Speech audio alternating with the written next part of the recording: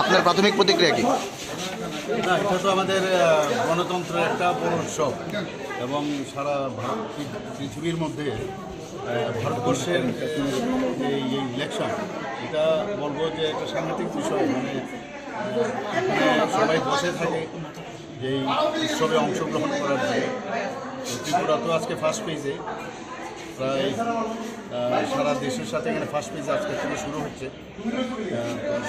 সবাই ভোট যেন প্রপারলি দিতে পারে সেটাই আমি আশা করব এবং শান্তিপূর্ণভাবে ভোট যেন প্রদান করে সেটা আমি সব মানুষের কাছে, সমস্ত ত্রিপুরাবাসীকে আমি আহ্বান করব। এখন পর্যন্ত কিরকম জয়ের ব্যাপারে কতটা আশাবাদী বলে মনে করেন? নির্বাচন তো 26-এ হবে, পূর্বে আমি যাবো। এখন দুটো আসনে নির্বাচন হচ্ছে পশ্চিম এই বলেছে, এখন এখানে বসে তো এটা বলা যাবে না কিছু।